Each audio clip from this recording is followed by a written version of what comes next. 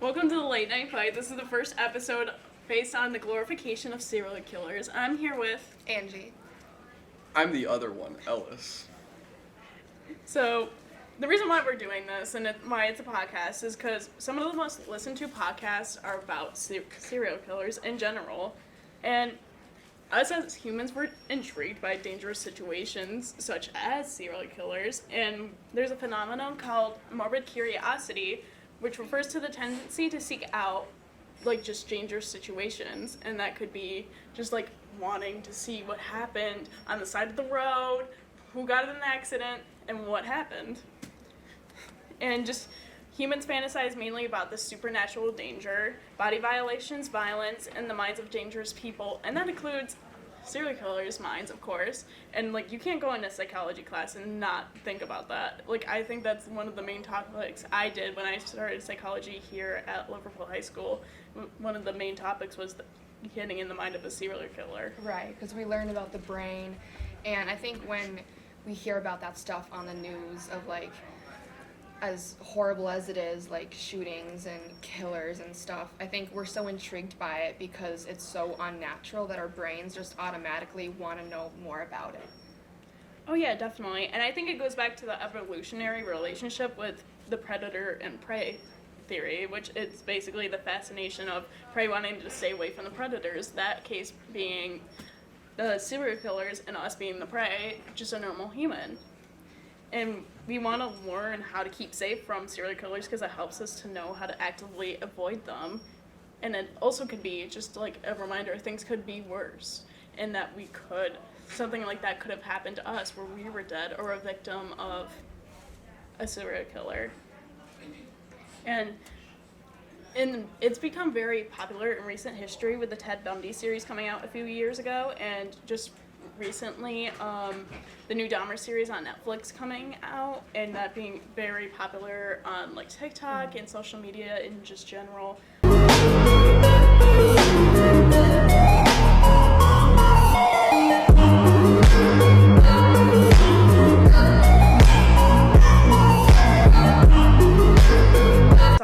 People quoting the Dahmer series. I think it was very popular. I saw a lot of people dress up as Jeffrey Dahmer for Halloween, and it romanticizes serial killers into thinking it's doing what they wanted to do. They wanted the fame. They wanted to be on social media. They wanted that. Yeah, I think a lot of those, you were talking about TikTok, those edits of not only himself, but the actor.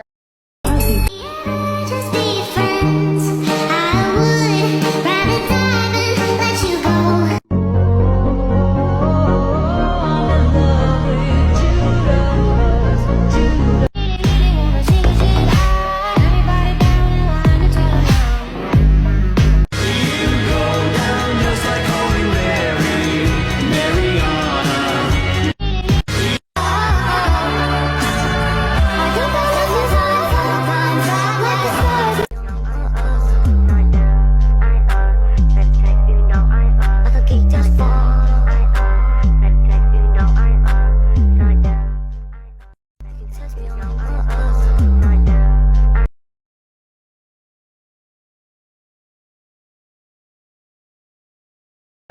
Which it's weird if you think about it.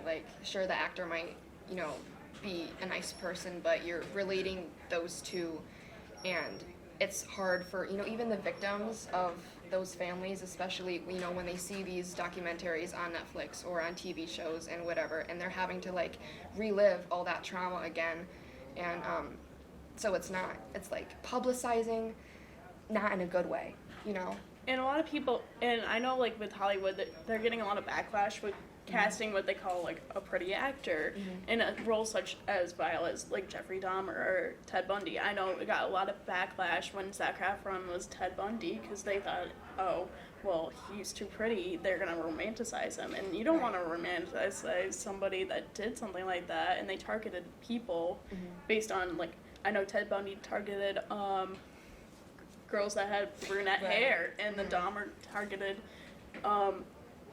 guys that just were of color and come from a lower income family.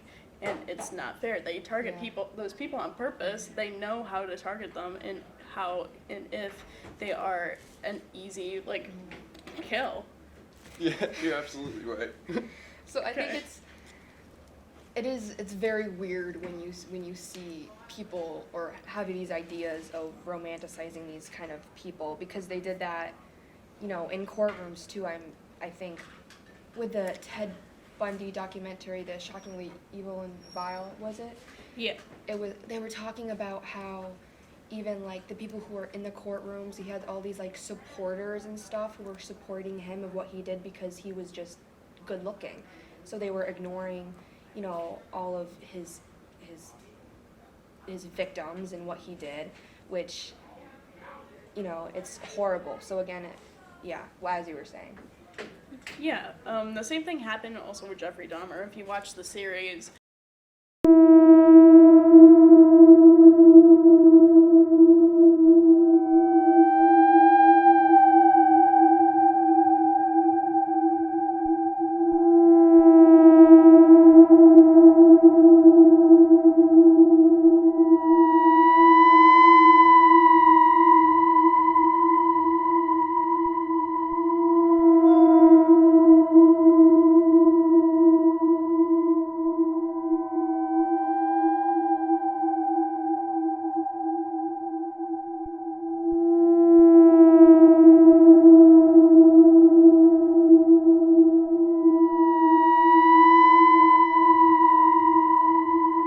this fan base coming out and sending him letters, giving him money so he can do stuff because they admired him. And like I remember there was like marriage proposals to these people because they just romanticized them and ignored the fact that they killed so many people just because they were fantasized about like what they did.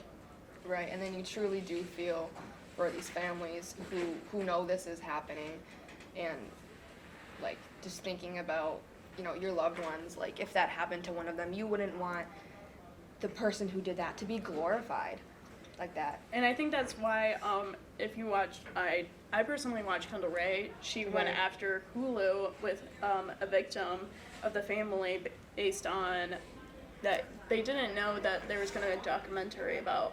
I know specifically it was her sister that got killed, and she didn't want that to be admired and brought to Hollywood because of it, and make a profit out of it when it was such a horrifying event for their family. Like I guess in a way it would be good to publicize, to inform about, you know, what's been happening, but not in the way of glorifying. Like people should know on the news all the time. They say these horrible things of what's been happening, and people want to know that. But I guess it's to the point where, like, that romanticizing and glorifying it should be stopped. And that comes into play when you see copycat killers, where they kill just to be celebrities on media, just because they saw Jeffrey Dahmer do it. Well, might as well. Well, if they got that second of fame, I can get the same second and go out with like a bang, I guess. And that's what they want. They want people to view them. They want that attention. They just because they know people will view it because if it's so gruesome, they know it's gonna be publicized. Right. And that's what happens. And I just think treating true crime like a horror fiction is just dangerous and overall. Because it isn't horror fiction, it's real life. It's not a fantasy, and it just doesn't help the victims. It exploits them, and it makes Hollywood just profit off of and not get anything for the families, when we should honor the lives that were taken and not put Jeffrey Dahmer or Ted Bundy more into light than the victims. Right, because they've been the most popular, and I think when people do talk about that, they forget that this actually happened, that it wasn't fake, that, you know, it's real. Yeah, I think they just forget about it, and people view it in the killers that copy others, they feel as they have nothing to lose, and it's just like, well, it's just tempting because they just want that to happen. They want that merchandise. They want the TV shows. They want to be on podcasts. They want anything. So they to view do it as just entertainment and nothing else. Yeah, definitely. Yeah. You want to add on to anything? Yeah, what are your thoughts? No, I agree. And as far as the, the Dahmer show and everything else goes, I think people have difficulty separating the, I guess, fiction from, everything else. I knew you was up to something, Jeff Dahmer, and I called y'all, and I told you over and over 1,000,000 times that something was going on, and you know what you did? Y'all did nothing. Nothing. What y'all finding it? And what y'all gonna do about this young man? You see, he obviously needs to be taken care of. Ma'am, this is police business. You just go back inside. I called you for months, and now you finally came, and it's too late.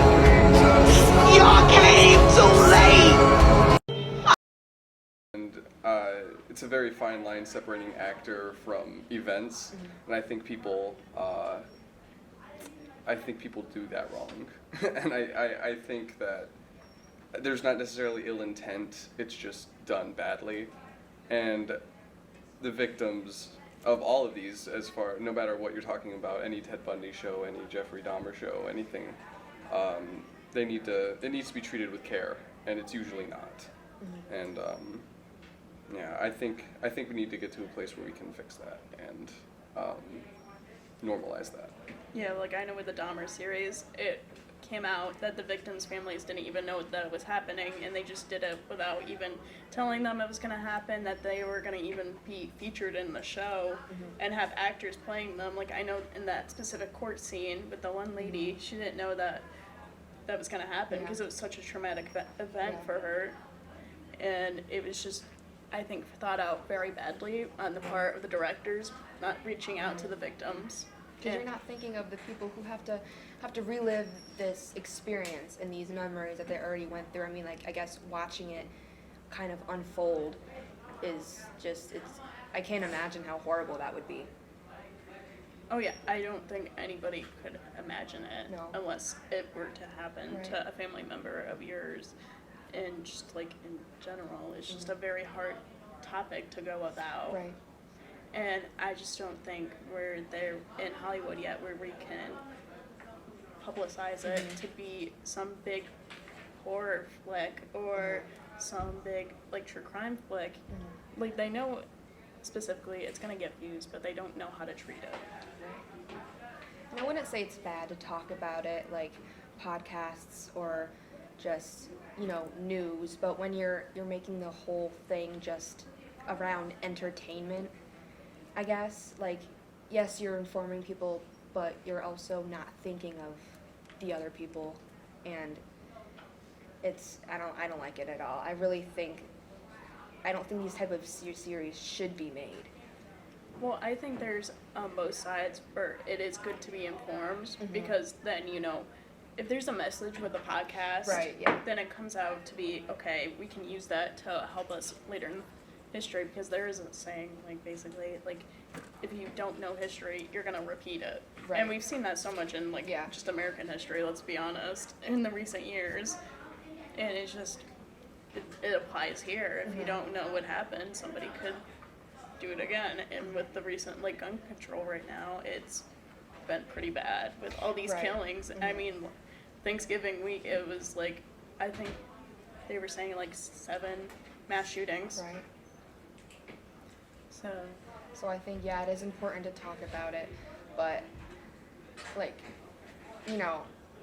as a whole, just there's a fine line of how far, you should go. So anything else to add on? I think we pretty much, we got the whole gist of it, and, I mean, I guess there's really nothing more to say about it than, I just Hollywood, and I guess we need to work on not bringing that kind of stuff to life. And I think that concludes the first episode of the Late Night Bite. Tune in to see more.